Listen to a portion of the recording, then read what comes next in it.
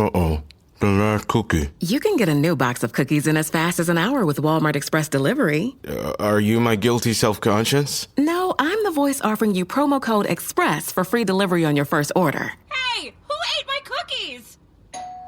You mean, these cookies? Order now. Welcome to your Walmart. Promotion valid for first express delivery order. $50 minimum subject to availability. Restrictions apply.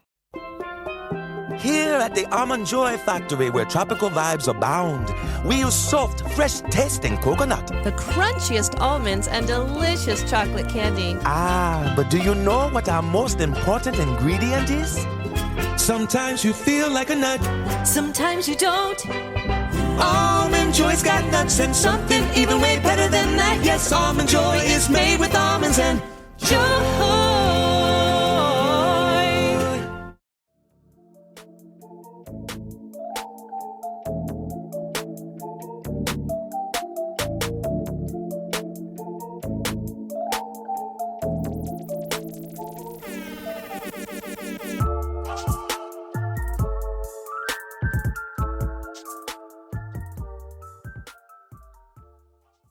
Hello, everyone. Welcome to Fruitloops Video Club. We are glad you are here with us physically, in spirit, or virtually. I'm Wendy. That's Beth and Minnie. And we are 100% guilty of being behind the podcast Fruit Loops Serial Killers of Color. Allegedly. So we just want to thank you for being here with us on this bonus episode, because you could have been anywhere in the world, and you're here with us, and we love it. So we're just going to try to have a conversation about a movie we love so much. To Wong Foo, thanks for everything, Julie Newmar. And we'll get into the cast, the plot, our thoughts, our feelings, all of the things.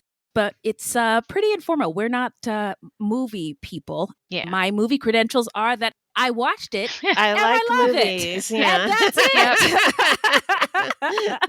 Well, it gives us, we get a chance to talk about all the things. This bonus episode is no different because of how special and enduring this movie is. And so we're just going to get into it. Ladies, quick check-in. How are you? I'm doing good. Okay. Yeah. Great. Same. I was really glad to have this movie to watch. We were just talking about before we started how we chose this movie because we were getting stressed out about the election and everything. State of the world. Yeah, the state of the world. Yeah. So and for we needed something lighthearted. Sure did. Yeah. Just real quick, we were planning on doing a different movie review. Yeah. And shit just got too real. It was too much. Mm-hmm. Yeah. So we will do that movie later. And what's the name of that one again? That one was Tell Them That You Love Me. And it is streaming on Netflix. Yeah. Excellent documentary. We will talk about it, just not today. Not today, Satan. No, as Beth was saying, coupled with the election and the debate and the state of the world, it was just like we just needed a palate cleanser. And I've been describing To Wong Foo, thanks for everything, Julie Newmar, as cinematic Zoloft. Sure, it makes you gain weight and you no longer want to have sex or think about it at all. But boy, does it make you feel good. So, Minnie, how are you doing? I'm doing good. Getting ready to see my sister again soon. Oh, yeah. We're meeting up in California. Yeah, I can't wait. Not this week, but the following week. Yeah. Yeah. Actually, is that like a halfway point for you guys? No. Oh. Yeah. Not at all. No. Okay. but neither one of us has had like a beach vacation to just relax ever. Mm-hmm. Yeah. I don't think we've ever done that. Your whole lives? No. You guys. Not that I can recall ever. Oh my God. Yep. And I don't think we've ever had like a sister's vacation. No, I know. I was just the two of us. I've been telling people about that. Yeah. Really? That's a crime. Yeah. If I ever did hear one. Beth had kids. Well, I wouldn't say. Yeah, I was going to say fairly 23. young, but young-ish. Mm-hmm. So she was often occupied with being a mom. Kids. And so we did lots of trips, but it was also involved the kids or whoever I was with, or like the latest friends we've gone have involved Antonio. So, I can't even think of one trip that we've done that's been Just like as us. adults, that's just Yeah. been me and her. Yeah. Yeah. This is so necessary, Yeah. so beautiful, Yeah. and so relatable with what we're talking about. Sisterhood. That's right. Community, family, all the things. Yeah. More reasons to celebrate. I love that. Yeah. Let's see. How are things over here? Well, as you can see, I'm wearing a bonnet. Mhm. I have no makeup on, but I haven't completely given up on life because Good. I have a red lip on. Ooh, fancy. So there. Okay, well, let's get into my notes. Okay. My first question is, how many times have you seen this movie and how much do you love it? You know what? I don't know how many times I've seen it. I haven't seen it in years though. So it was really Oh. fun to watch it again, especially at this time. Uh-huh. Yeah. Yeah. When did it come out? 1995? September 8th, 1995. And yes, I 95. watched it in 6th grade. Yeah. I remember seeing it in the theater Yeah. and loving Oh, it. yeah? And thinking at the time, the world, it's going in the right direction. Yes. You know? Yeah. And then here we are now. Yeah. Like going Yeah. backwards. I know. It's Yeah. crazy. Yeah. Like, I think if this movie came out now, there'd Mhm. be protests. Oh, Maybe yeah. there was back then. I don't know. I don't remember. I don't know. remember everybody loving it. Yeah. Me too. I My mom rented it for us to Wow. watch as a family. Yeah. So, Wow. And there was that other one, Priscilla, Queen of the Desert, Oh, yeah. yeah. Yep. around the same time. So I saw that one in the theater too. I've never seen that one, but it's always compared. Yeah. Well, it's about drag queens. Yeah. Okay. Yeah. I'd have to rewatch that one to remember the differences. I think that one was a little more raw. Okay. This one was It's very Hollywood. Australian. Yeah, it was Australian. Yeah, so, it's Australian, so yeah, it's not quite as polished Mhm. as this one, and also Australians have like a really quirky sense of humor, Yes, I love Uh-huh. it. which I Yes, love. me Yeah. Mhm. So I think it was probably. I mean, they're both funny, but I think it might have been a little more dark humor. Yeah. I want to rewatch that one too. Yeah, I'm gonna have to Yeah. rewatch that one. I'm going to have to watch Yeah. it as well. But as to how many times I've watched this one, I know I saw it in the theater at least twice, and I probably rented it another time after that, at least once. And within this past week, I watched it twice. Okay. Yeah. Well, I've seen it too many times to count. Again, watched it on VHS, and we watched it as many times as we could before the rental expired, and we had to rewind it and return it. Right. And then in college, this was a movie me and my roommates loved. And Yeah. one of them It's a owned great it. one. And it was like one of those things like my boyfriend just dumped me. And, Yeah, it's a I got an feel-good F on my movie. test. Yeah, it was Yeah, very for sure. uplifting. And I've Yeah. relied on it for that throughout the years. Oh, It was on wow. Netflix for a time. And so it was like my medicine then. Yeah. And one of our listeners, Bree, shout out to Bree, we love you. She messaged us on the Instagrams. And this was after the disaster and the things were boiling up. We had just announced we were going to watch Tell Them You Love Me. And she said, girl, it's on Prime. I said, get out of here. Stop everything. Tell my boss I'm never coming back. So I watched it immediately and I've been watching it ever since. And that was 3 weeks ago, I think. Wow. So, yeah. Wow. I just watch it over and over again. I've been watching a lot of clips of it.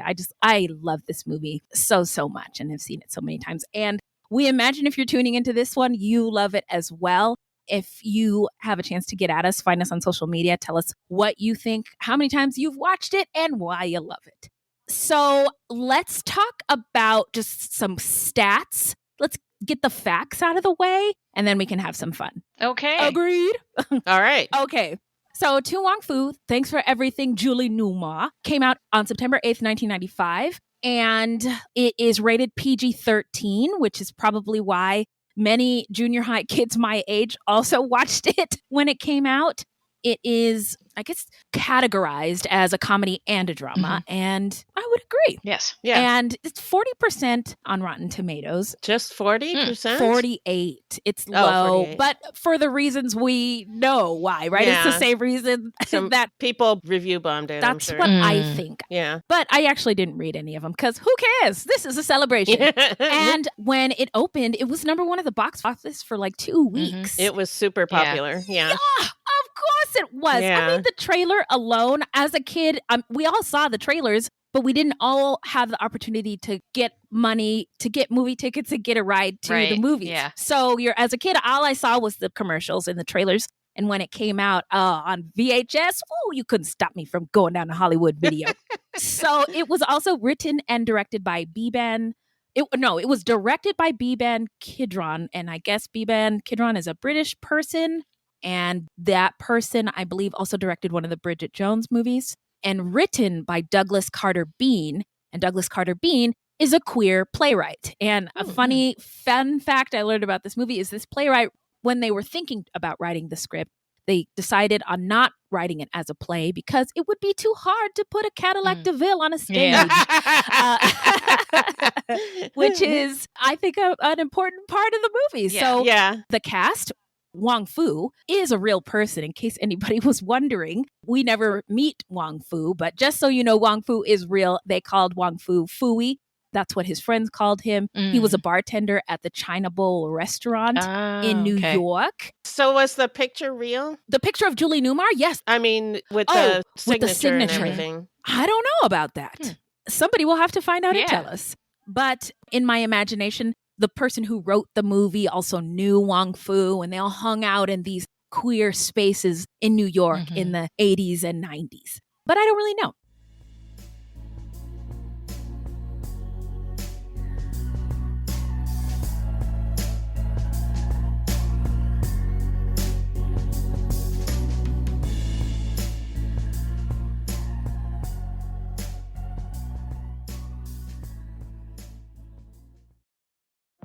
Pepsid Complete knows that food is one of the best parts of game day. That is, until heartburn strikes. Thankfully, just one chewable tablet of Pepsid Complete provides dual-action heartburn relief with an antacid that starts working instantly and an acid reducer that lasts all day. So you can stay focused on that second helping of chili without worrying about heartburn. All day based on 8-hour symptom relief studies during the day. Use product only as directed. This episode is brought to you by Coffee Mate. After watching this season of the HBO's original series, The White Lotus, this is the tropical getaway I needed. One more pina colada, please. Hey, you're not on mute. Oh, I thought I was in paradise. Turns out it was my Coffee Mate. Coffee Mate pina colada and Thai-iced coffee flavored creamers. Inspired by the newest season of HBO's original series, The White Lotus. For the love of coffee. Try now. Julie Newmar, who is in the title of the movie, also makes a cameo at the end. Yeah. She does. Yes. And Noxeema Jackson, played by Wesley Snipes. I forgot how much I loved Noxeema Jackson. Noxeema Jackson, Jesse's son. Yeah, that was funny. That was funny. Please interrupt me if there's a reference that I forget to mention. There's so many pop culture and history references throughout this movie, and we have to talk about them. Vita Boheme, played by Patrick Swayze, rest in power. Fun fact about Patrick Swayze, he really, really wanted to play this role. I don't know why they wouldn't have picked him first, but what he did to convince them to hire him is dress entirely in drag and take a walk through the streets of New York City with the director. And he said, if nobody can clock me is when, it's when people can identify that you don't fit the mold or something. Anyway, that definition is poor. But Patrick Swayze walks through the town of New York. Nobody recognized that it was Patrick Swayze or that it was not a woman. Yeah. Right. So hired. Then we also have Chichi Rodriguez, played by John Leguizamo. By the way, the part in the movie was written specifically for John Leguizamo. Oh, wow. I didn't know that. That's cool. Yeah, and he has a strong background in theater, which makes sense because it was written by a playwright. And apparently he just kind of... Ad-libbed? Yeah. He ad-libbed a lot, which apparently worked. caused issues sometimes with, because the others... He wasn't really a theater actor And so he wasn't used to being scripted. He previously had been doing stand-up comedy. And Are we talking about Leguizamo? Yeah. Yes. So comedy and theater are his background. Right. So he wasn't used to being scripted. So he would throw off the other actors sometimes because, they're like, with his ad-libbing. Yeah. Yeah. Well, I imagine the ad-libbing was But that it added to it, Leguizamo I wasn't the think. only Yeah. one because Robin Williams is also in the movie Oh, as geez, John Jacob Jingleheimer Schmitz. Yeah, that's right. I forgot. Actually, he tried out for Vita. He wanted to be the role of Really? He Vita. wanted to be Vita? But Really? they decided that he was too ad-libby, and he didn't have the right energy for it. But he I don't wanted think he could do to it. be part of the movie so badly that he volunteered to do a cameo without credit. So he's uncredited in the movie. But he just wanted to be part of it. And he's like, you don't have to pay me. You don't have to credit me. Just give me a role. I want to be in this. So wow, that's amazing how many people just really wanted to be a part of this. Yeah. And it reminds me that, actors, our perception of who they really are is skewed because of Hollywood, but they're all just as the dude from Parks and Rec says, just nerdy theater kids. Absolutely. Yeah, and all these nerdy theater kids wanted to be a part of a really rad project. Yeah. Which has stood the test of time, if you ask me. Because it came out in 1995, and we're about to be on 2025. Yeah. And I can't do 30 math, years. but I'm old. Almost 30 That's years. 30 years, Yeah. y'all. Yeah. 30 years. Oh, my God. Yeah. Oh, I hope there's a big nationwide or worldwide celebration on the 30-year anniversary. That would be awesome. That would be amazing. And then the 30-year anniversary of it, Pride time.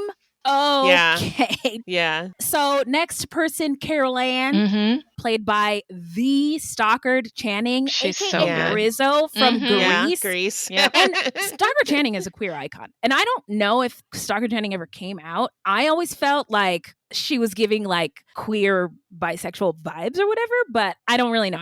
I don't think she's really out. I don't know either. I think she's had relationships with women or men. That's what I'm saying. It's straight is my understanding that Stockard is straight, but love her so much. She could do no wrong. And I don't know if she's still with us, but wherever she may be, love you, Carol Ann, a.k.a. Stockard Channing. And then Beatrice, played by Blythe Danner, and that is Gwyneth Paltrow's mom. And her character, Blythe, is the town gossip and is in love with the black guy. That's Gwyneth Paltrow's mom? Yeah. Yeah. Wow. I didn't know that. Yeah. So Goop. It's this lady's Gwyneth Paltrow is Hollywood royalty. Oh, I didn't know that. Yeah. That's how she gets away with everything she does. Oh, okay. That makes sense. $6,000 candles? Oh my God. What? She's so. I do like Blythe Danner, though. Yes. Yeah, I love Blythe. Yeah. And we might also know her from Meet the Fockers or Meet the Parents. She's been in a lot. A lot, but that's what my brain That's goes what to. it makes you think of. Yeah, I'm sorry. Yeah, so and then we have Virgil, played by Arliss Howard. Virgil is the abusive husband of Carol Ann, and Bobby Ray is played by Jason London. Very handsome young country boy who falls in love with Chichi Rodriguez, but Bobby Lee, who we'll talk about in a second, Bobby Lee is actually in love with Bobby Ray, and then more details later. Sheriff Dollard, played by Chris Penn, who is Sean Penn's brother. He is. Oh, wow. Yes. I didn't know Yes, that. he is. Didn't know that. He's passed on. I ended up looking him up. Oh. Yeah. Oh. Yeah. I guess he had a heart I attack didn't or know something. He had some, he struggled with his weight, so I think he had a heart attack or something. Oh. Yeah. Oh, rest empowered. Yeah. I mean, I think he is a great actor because I really hated him. Because I really hated him. Yeah. I mean, he did a good job at making us hate him. Absolutely. Yeah. He's one of those actors gosh. who's like, it's fine if you hate me. What's important is that I play this role the way it needs to be played. You know? Oh, So, yeah. I love that. Yeah. Yeah. At the end of the day, these actors are artists. Yes. They're And professionals. professional too. Yeah. artists. Yeah. And I have mad respect for that. By the way, his name is Dollard, and like running joke is he's correcting everybody because it spells Dollard. It says Dollard on his name tag, and he's like, "That's a typo."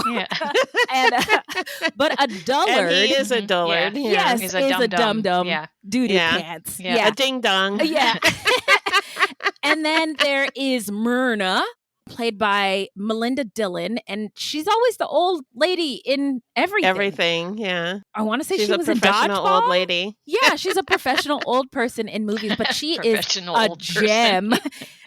Sorry. She is a gem in this film because her story, they make it sound so like tragic that her husband leaves her after they are like big movie people in the town, and they have this theater and stars come from far and wide to hang out with Myrna and Mr. Myrna, and he like leaves her for his assistant or something. And then the theater shuts down and the town's very sad. But Myrna ends up speaking at the end and has a loving relationship with Noxeema Jackson. And I just love that. Loretta, played by Beth Grant. I couldn't tell you what I've seen her in, but she's the lady who's in all the things. That's how I would describe her. She's that lady who's in everything, and she plays a really good, like, Southern person. She does. She plays a similar character in a lot of different things. In a lot of movies. She's very, like, when you see her face, you're like, oh, yeah. Down, like a town folk, a real town folk lady. Yeah. Or a teacher. And then I just wanted to mention the notable cameos because there are for real, legit drag queens in this movie. And I just wanted to lift up their names. RuPaul, of course, who plays Rachel Tensions. I never appreciated this when I was a kid watching it. Comes from the ceiling on a swing in a fabulous Confederate flag dress. Yeah, Confederate flag dress. And if you take nothing else from this movie, this is the art of drag right here. I mean, all the names. RuPaul, I mean, this is wow. I mean, if somebody was like, "What's drag?" I would show you a picture of this with the name underneath. Yes. This is Rachel Titters. Enjoy, digest. Joey Arias, Lady Bunny, Misunderstood, Candace Kane, Flotilla DeBarge, Miss Coco Peru. Naomi Campbell is also in the movie, and I think it's when she comes up in the scene with John Jacob Jingleheimer Smith. More queens. Wow. Yeah, she's just a girl. Yeah. She doesn't have a character name. Oh, wow. More queen names. Quentin Crisp, Lady Katitia, Hedda Lettuce, Hedda Lettuce, yes. Jose Saria. And again, John Jacob Jingleheimer Smith, rest in power, Robin Williams. So that's it for the cast. I see 3 individuals on here. There are 3 main characters in this film. Which one would you be? I'd probably be Chi-Chi. I love Chi-Chi. And why do you say that? I think both Noxeema and Vida have class. Very classy, very strong. And I don't think I'm very classy. Yes. I think I'm kind of a mess. Yeah. I see that in Chi-Chi. I don't see that in you. No, I wouldn't call you a mess. I wouldn't, but I love that for you. Yeah. I don't think I'm at the level of class that Noxeema and Vida are. I think it would They're be hard polished. to pick one. Yeah. Yes, Vida polished. is so polished. But Vida does have this white lady thing where she's like, I can fix it. Yes. Yeah. It's none of my business, but let me I save can fix it. everybody. Yeah. But she is so polished. That scene where she was like, when we learn her backstory, when she goes back to her home with her giant house and her mom comes out and like her mom rejects her. The look of disgust on her face. Just turns around and shuts the door. Yeah. So yes, turns around, shuts the door, and that's how they end up lost, is because after that, Vita's like, who needs maps? Right. Rip. Yeah. We're going to just travel on vibes. Do you remember that? Yes. So when she did that, I was like, girl, you got to go to a gas station and get you a new map. I know, but right, which in a normal sense would be okay, but this movie does a really good job that's of right. reminding us that, hey, these are 3 queer women. Yeah. And one black, one Latinx. You can't just Yeah. walk in anywhere. Walk into a gas station in middle America. Yeah. It was also, yeah. I mean, they kind of had to do that because how else do they end up in this town? In this So, town. Right, Yeah. right, Yeah. right. So back to who would you be? Mhm. I was just thinking it would probably be a combination of all of them at some points. And this is hardcore Gemini energy. But sometimes I'm as wise and as fortified as Noxeema Jackson. And sometimes I'm appearing polished as Vita. And sometimes I'm just as real and raw and like trying to figure it out and doing my best as Chi-Chi. So a little bit of everything. Yeah, I also kind of would see myself a little bit more as Chi-Chi. Like, I don't see myself as, I don't think I have the strength of character or not necessarily the strength of character, but the confidence. Yes. Yeah. maybe. The confidence. Yeah. Yeah. And I also can be a little bit of a loose cannon sometimes. Yeah. So- Whatever do you mean? You guys, I'm sorry. Sometimes Don't believe it. It's true. I get in my She can. feelings and then I say things and then I wish I never did say those things. And then, And she's really good at it. Oh, is she? More on Chi-Chi. She has some amazing one-liners. Oh, yeah. When they get the car and the leopard seats, they're in a used 70-something Cadillac. So they're gross, but she's filling them and she's like, ooh, it feels like butter. Yep. And then she goes, I feel like Jane Mansfield in this car. And that is another joke because didn't Jane Mansfield get killed She in was a car? decapitated. Yeah. And that's True Crimies. That's Olivia Benson's mama. Yeah. And I think it was Noxeema who said, I don't think we want to make that comparison or something like that. Yeah.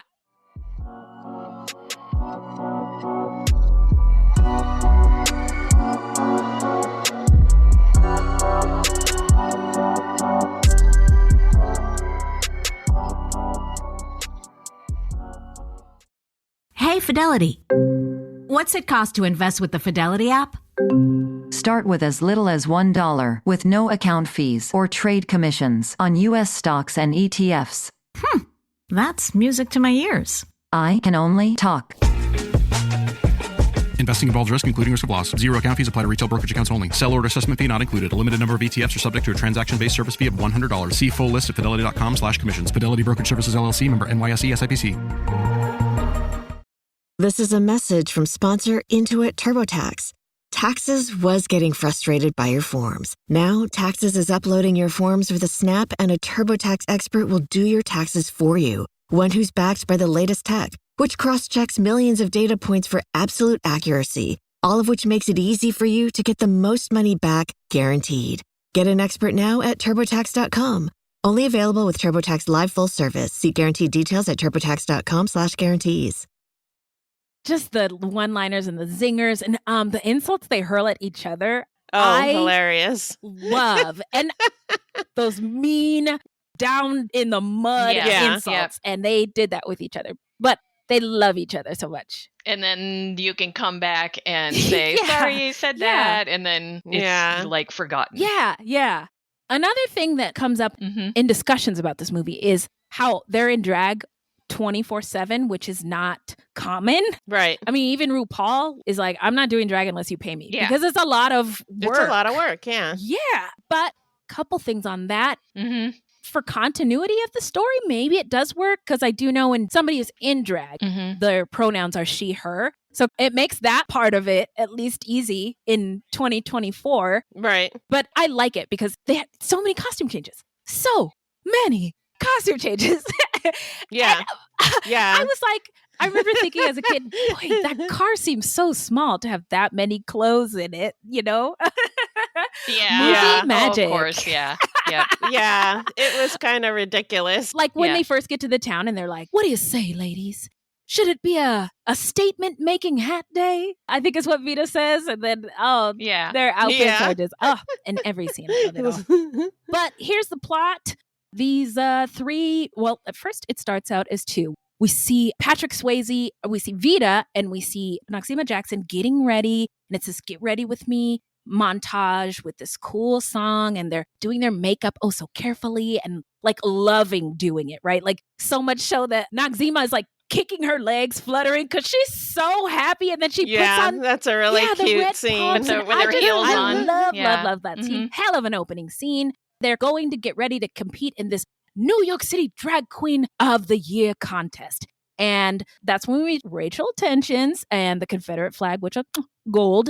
And then they win the contest. It's a tie. And they win a trip to Hollywood. Yeah. Chichi Rodriguez competed, but she lost horribly. And like she thought she was going to win the prize, and then she walks up and they don't announce her, and then she runs off stage crying and then trips. And then they find her in the stairwell, and they're like, Vita says, "Oh, Noxzema, that little Latin boy is crying. Please find out why that little Latin boy is crying." And then Noxzema goes, "Little Latin boy, why are you crying?" And then Chichi's like, "Oh, you're just so beautiful," in her little Chichi way. And then Vita gets an idea. "I'll save you." And then they figure out how to, all three of them get from New York City to LA. They sell their New York City plane tickets to John Jacob Jingleheimer Schmidt. Then they use that money to get buy a car or Cadillac DeVille for $50. I think what was it, like $50? $50. Yeah. And then they set on their journey, and then many things happen along the way. So where do we start? Oh, I don't know if we need to tell the whole story, because they can watch the movie. Many things along the way, and then they get broke down, land in this town. The queens transform the town, liberate the women of the town and the men, and go to the competition. And bang, bada, boom, Chichi Rodriguez is queened the Drag Queen of the Year in Hollywood, California by Julie Newmar herself. Yeah. And that's the end. Yeah. And it's beautiful. I just love it. It is very dreamlike. Like none of this would ever really happen that way. Yeah. Everything that happens is a very Hollywood, very fairy tale, you know. Yeah, but that is, like I said, back to it being my medicine. That's what you need a lot of times. Yeah. A fantasy. A fantasy. Yes, absolutely. And the jokes just keep coming. Like, when they just killed, quote unquote, Sheriff Dollard, and they all get back in the car, and she goes, "Oh, you left me in the car like," who does she say? The girl who died in the Chappaquiddick thing. It was, who, I missed that one. I had to look it up. Who? Yeah. Oh, man. You had me in the car like Mary Jo Kopechne. You left me in the car like Mary Jo Kopechne. That's hilarious. I totally missed that one. I was going to say, like, a lot of those comments that they dropped, I completely missed them until I watched it this past time. Same. And I kept stopping to look people up. Like, when they go into the town and Carol Ann takes them into the hotel room, Noxzema Jones says, "I think the last black man to stay here was Sam Cooke." That's right. But so I had to look him up. Yep. Let's see. Sam Cooke. I actually had to look him up because he got shot by a hotel owner. They kept dropping these things that I think they were trying to educate. Yes. In some ways, you know, because they're like, I wonder if people are going to pick up on this. I wonder if they're going to look this up or something like that and learn a little bit about some history that maybe they don't know. Exactly. Yeah. And I think a lot of that has to do in part because of who's involved, right? This queer playwright. And then I think Steven Spielberg, maybe his production company has a hand in it. Yeah, it was Amblin Entertainment. Yeah. So, it's just so funny. You can't be funny without being smart. And so it's very smart. Yes, it is very smart. What other parts are my favorite? Oh, when at the end, after they win the Strawberry Festival and Stockard Channing has this glorious red dress on and the sheriff is he's kicked out of the town and he's so mad. And then this redneck guy who you think would be on his side, he goes, "You don't want to go to that town. This is not what the founding fathers meant. They didn't mean to have them be part of the American dream," or some shit like that. And the redneck goes, "I'll tell you one thing about the founding fathers. They sure had fabulous wigs." Yeah. And then he tips his hat and walks into the party. See you later, buddy. Yeah. My other eternal favorite part, I mean, you just say to Wong Foo, "Thanks for everything, Julie Newmar," to me. and I think Adam's apples. Mm. And the first time I heard her say that, I was like, Mom, what's an Adam's apple? And they told us in the movie, right? Right. It's something that generally more people assigned male at birth have. And when they have this moment at the end, they've been through so much together. Vita was there for her and beat the shit out of her abusive husband. And right before this moment, Carol Ann just fixed the Cadillac herself. And she says, we're friends now. And I got to be honest with you, Carol Ann. And she stops her right there and says, Adam's apples. Only men have Adam's apples. And she goes, I just know that I am really lucky to have a lady friend who happens to have an Adam's apple. Yeah. And I just watched it this morning and I cried. I'm actually getting chill bumps right now. Yeah, that was a really sweet scene. Yeah. Another sweet is if I had to describe this in one word, it's very sweet. Yeah. At the end, another thing Carol Ann says is, hey, Vita, I don't think of you as a man or a woman. I think of you as an angel. And then Vita goes, well, I think that's healthy. Another thing that makes this sweet is even though Vita doesn't mind her business as well as we think she should, when she does come in there with the best of intentions, she says the most uplifting things that I want to continuously play in a loop in my head. Like when she's saying goodbye to Bobby Lee and saying, just remember, if you get scared, believe in yourself, imagine it happening in your mind, and always have fun or something like that, and moisturize. And moisturize, I can't stress that enough. I can't. Just wonderful, positive things like that, I mean, no matter who it comes from, that's sound advice. Yeah. Don't you think? Yeah. And I like the character of Bobby Ray. Yeah.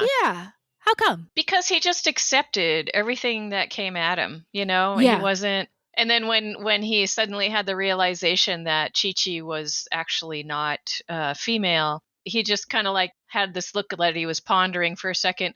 But it wasn't like he was disgusted. It was like, just like, huh. Interesting. Yeah. Oh, I think I thought that when I was a kid.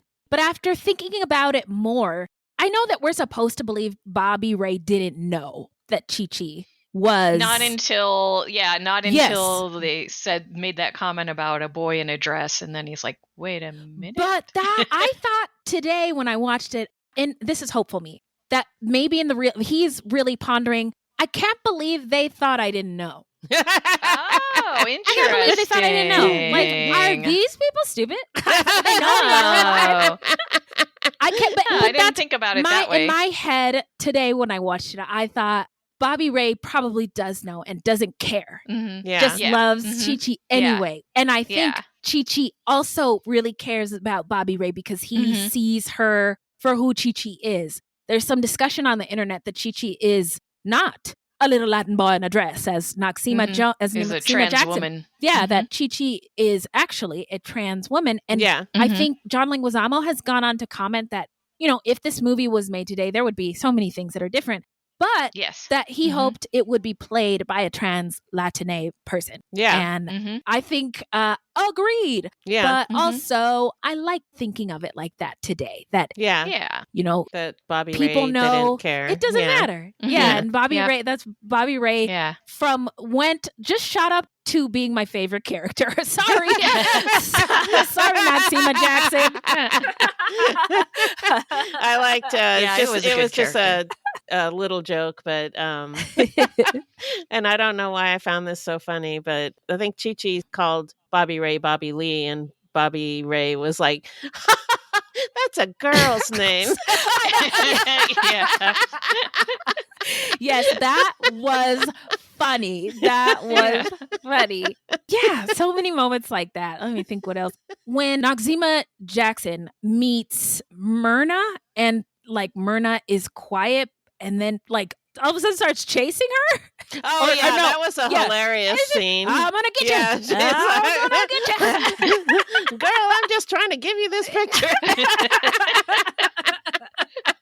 And they're both going as fast as they can, but they're like little tiny steps. Another character that I never gave much thought to before was the boy with the stutter who Oh, had the shop. Mm-hmm. And I wanted to say his name was also Bobby, but I don't know. Yeah, I don't know what his name was. remember. Yeah, there was a Bobby Lee and a Billy Budd and a Jimmy Joe and a... It's a lot of them, girl. But I appreciated, and maybe today we wouldn't give the person a stutter and then say, oh, and then they meet drag queens and they're like cured of that. Yeah. But anyway, it's the magic. It's part of the magic of the movie. I just loved him. I don't think he was cured. What I liked about it was that Vida sat there and talked with him and he was stuttering and she just let him speak. Yeah. Vida gets the gold medal since we're in the Olympics for listening. She's really good at it. Yeah. Like some people who have stutters complain that people will interject or they'll say something like they don't even like it when people say it's okay, take your time or whatever, because it's pointing it out. And Vida didn't say anything. She just sat there and listened. Yeah. And I thought that was really sweet. Yeah. Me too. More representation in this movie. Yeah. If you think about it. And from a 2024 lens. Which why I think it still holds up and why I love it so much. Yeah. What else? I was going to say the guy that played Bobby Ray, Jason London, he actually has a twin brother. Oh, wow. Jeremy London. And actually didn't hit me until I watched this that these were two different guys. Oh. Because I've seen both of them in lots of different shows. Huh. Yeah. And so I went to look him up and I was like, I thought he was in this. I thought his name was Jeremy London. Yeah. Yeah. There's Jeremy London and Jason. Jeremy London was in, I think, Party of Five. Okay. And Party then of Five Jason guy. London was in this one. And apparently Jeremy also tried out for this role. But he Jason did got not it. look the part. Wait, what? I guess their personalities are a little different. Well, yeah, they're two different people. sure. I just thought that was funny. Yeah. That is funny. Yeah. Yeah.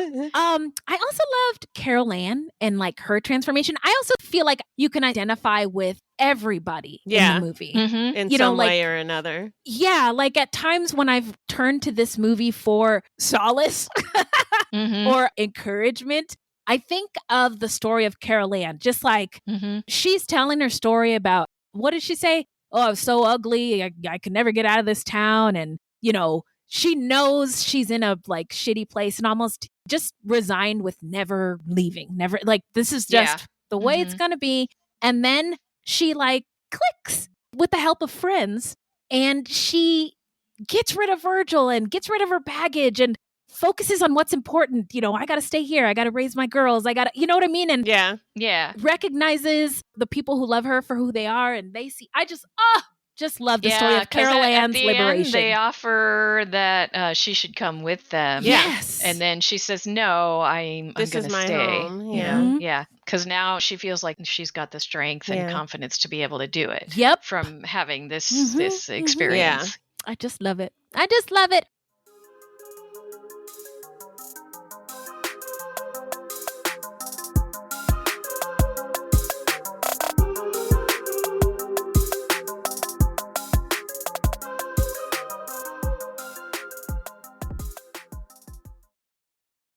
So good, so good, so good.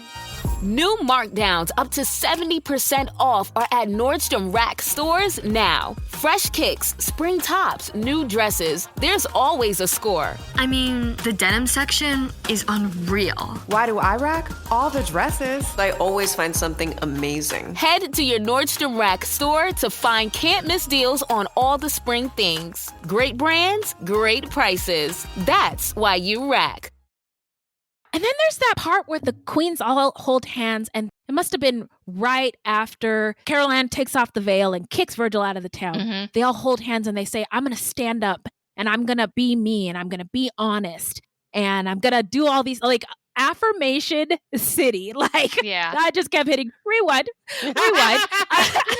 But if you think about it, I think even Vida says, I'm going to like essentially be her full self. And there's sort of an argument that Vida has been Vida, but she didn't acknowledge the part of her that was rejected by her family. Right. Right. You know, speaking to their past. Yeah. Just them all just being like, I am going to be my best self. And that's what I take from it. I don't remember it word for word, but I really love that scene about everybody just standing up and I'm going to be my best self from now on. Yeah. Yeah. Yeah. It was a scene of self-acceptance. Yeah. You know? Yeah. It's like, I don't need the approval of this person over here because I'm going to go ahead and accept myself. Yes. Which is so important. Yes. And then after that, that's when they have the lady friends. I'm just lucky to have a lady friend who happens to have an Adam's apple. Isn't that kind of amazing how when we're like honest and accept ourselves, then people can love us for who we are. Yeah, exactly. Oh my God. I love this movie so much. I think this is when my fascination with drag queens started. Oh, yeah. Makes sense. Makes sense. Having watched this one and then also the Priscilla Queen of the Desert. Makes sense. And I think there was another one after The Birdcage. The Birdcage. Oh, I love that movie. Also, Robin Williams. Oh, yeah, I love that movie. Another family film we watched on a weekend together. Oh my God, I love it. That's awesome. You have a great family to Thank you. watch that stuff. Thank you. I mean, most of the time I'm like, I want to be adopted by your family. But in this instance, there are times when I wish that I had grown up in your family. Which never happens. Good thing this is recorded. Yeah, just like so triumphant. How would you rate the movie? And since we're fruities, I thought maybe we could rate it with fruit. I gave it 4 out of 5 coconuts. 4 out of 5 coconuts. I give it 4 out of 5 Adam's apples. Okay. Now I have to get creative and come up with my own. I give it 0 raspberries, but I give it 4 out of 5 strawberries. Yes, I love it. Yeah. You know what? Yeah. I got a sound effect for that. Let us know how many fruits you would give it, fruities, and why. Now, I do have one little criticism. Okay. Oh, okay. And it's funny to me. It's a little bit ironic because in the scene toward the end where Chi-Chi's really becoming a full-fledged drag queen and she makes this comment about, she's going to find a foundation that's closer to her own skin color. Right. Yep. When in reality, hers was matched pretty well, but they did Wesley Snipes wrong. Yeah. Because he was ashy throughout the whole thing. Yeah. And I think in comments, when people ask what he has to say about that movie, his only regret is he wishes his makeup was better. They could have done a better job. But, in the 90s, the mid-90s, there was still like even I struggle with finding a foundation that matches my skin color because I'm naturally a redhead and my skin color is a little, I don't know, it's more yellow than other people's or something. And it used to be like there would be 3 options, light, medium, and dark, for makeup, for foundation. And it didn't match any of them for me. And so I was constantly struggling. And I think it was the late 90s that I found this place called Just for Redheads. That was everything was specifically to try to match redhead skin tones. And it was around that time that it also kind of occurred to me that people of color must also similarly struggle. So it's like, did his makeup artist just not have the right foundation and powder to match him, or did it not exist at that time? That has been a problem and is a problem to this day for melanated folks in photography, movies, film, advocating for your makeup to match you or your hair to have somebody qualified to do it so that you can have your best performance. But it's not something that executives think about. Yeah. And so Wesley Snipes, I think John Leguizamo, lots of them, if you go back to look at the images, it does look bad. I think for both of them. I noticed that actually Chi-Chi Rodriguez in the final scene, her body, skin tone, neck, and her face do match. Yes. Yeah. So when she made that comment about the foundation, that particular scene, it didn't match. I mean, it was pale. She looked I really think it pale. was throughout the movie, though. I didn't notice it so much, and it may have been just what she was wearing because her hair was up, and it may have, to me, I may have noticed it more in that scene. But I recall thinking about it like, geez, it's really pale. But I actually did not notice that Wesley Snipes' makeup didn't match. Oh, really? Yeah. Oh, okay. Did you have your glasses on? I'm just kidding. Oh, another funny scene when we thought that Vita was going to go out and confront Virgil, but it was Carol Ann the whole time. Yeah. And then we go back into their hotel room and they're hiding. And that was hilarious. She's behind the door hanging on. Vita is under the bed and it just looks like a wig it was left on the... It was actually Noxzema that was That's under right. the bed. Under the bed, yes. She was under the bed and it just looked like a wig was left under the floor, but she lifts up the whole bed when she gets out. And Vita is like a lampshade. She's like hiding behind the curtains with a lampshade on her head. That was awesome. Yeah, that was a really funny moment. I'm trying to think of other funny ones like that. Movie magic. Oh, like when they first get to the quote unquote presidential suite, right? And it looks like crap. But by the end of it, I don't know where they got all these materials, but it looks in their so magic suitcase. Glamorous. Yeah. Yeah. I also kind of like the idea to think of Vita as like a fairy godmother. I think she thinks of herself as one. She does. Yeah. She made a comment. Yeah. But something about fairies. Yeah. Which has two different names or connotations. But I do think she thinks of herself as a fairy godmother. Yeah. I liked how they were calling them Auntie, like Auntie Vita and Auntie Noxzema. Yeah. I wonder if Vita was like in the history of them in my brain, if she was Noxzema's drag mother, and that's why she was willing to take on Chi-Chi as one of her children. I think they didn't outright say it, but they kind of implied it. Yeah, because the way that she got Noxzema on board with bringing along Chi-Chi was she reminded her of how the she time was, when she first encountered her and how rough she was and how she brought her up to the standard that she is now. So I imagine that she, if she didn't necessarily put her in drag for the first time, she was the one who got her, helped her along to be as polished as she is. Yeah. Yeah. Oh, another thing about this movie that maybe by today's standards would be cringeworthy. And I'm not here to this is a celebratory podcast. So I will say when Noxzema Jackson is going through the spectrum of gender and sexuality for Chi-Chi. Oh, yeah. We might not talk about it like that today. But at the time, it felt like this is an expansion of the things that we thought were very black and white or very this or that. And this kind of was a stepping stone from that prior beliefs and an introduction to those of us who'd never thought about it or considered it or had language for it to think about things a different way. It was kind of encapsulated, but I mean, there's lots more to it, but it was an encapsulation. Yeah. A movie-sized dose. Yeah. But I just had an appreciation for it then, even though there's criticisms for it now.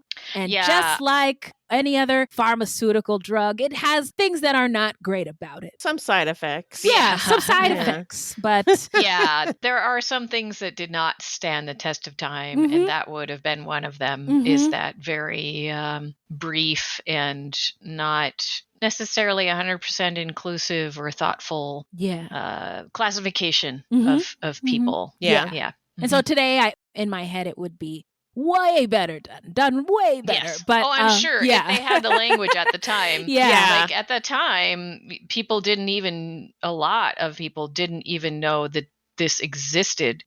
And they wouldn't even have known what to do with it. And so I think they were just trying to kind of educate people a little bit about, not everything is just male and just female. And not everything is just homosexual or straight.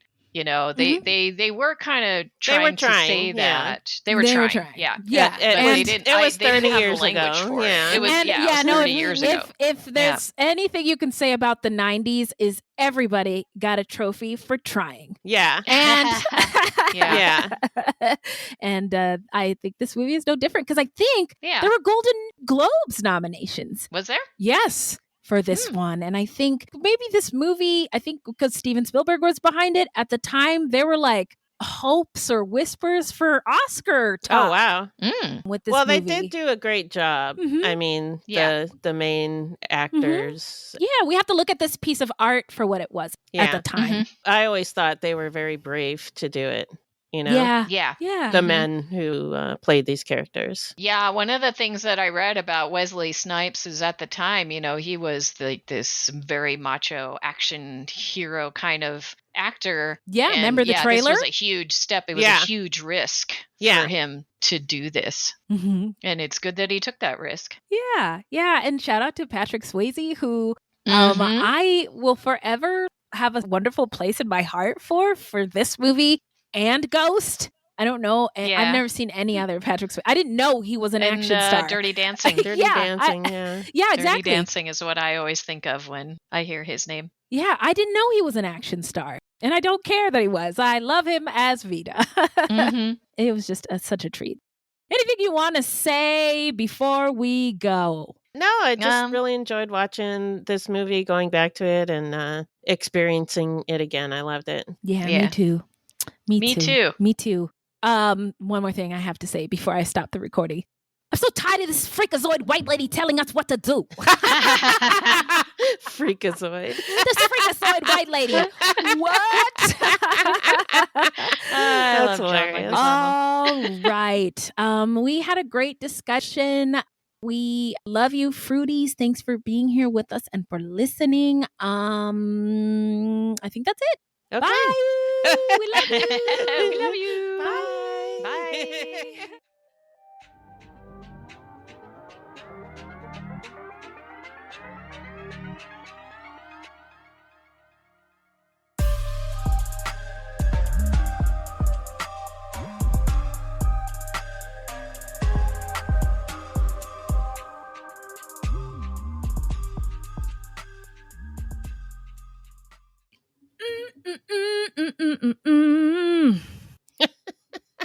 My shirt says pizza is life.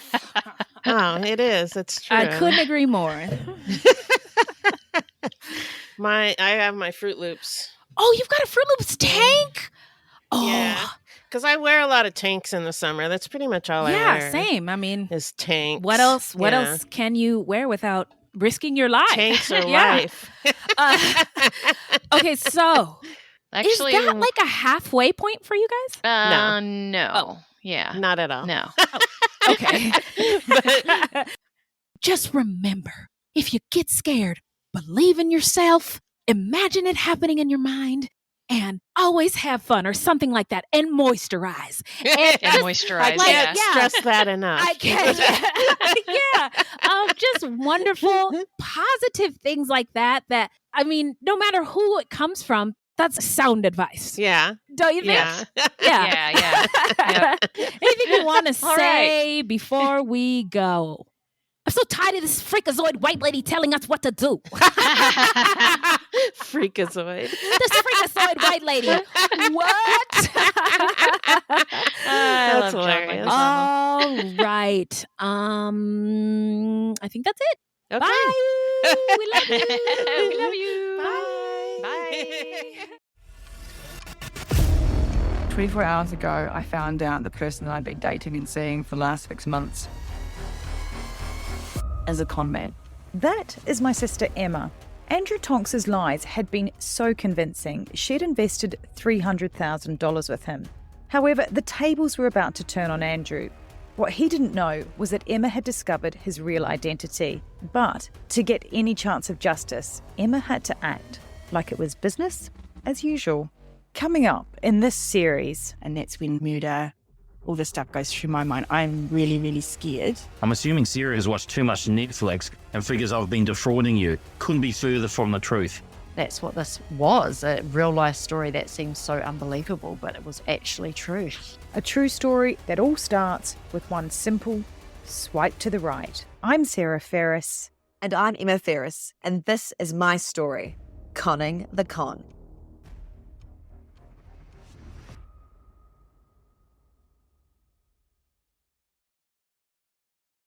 Hi, I'm Matt Harris. Seton Tucker and I host the podcast Impact of Influence, which for 2 years covered in depth Alec Murdaugh, who was eventually convicted in 2023 of murdering his wife Maggie and son Paul.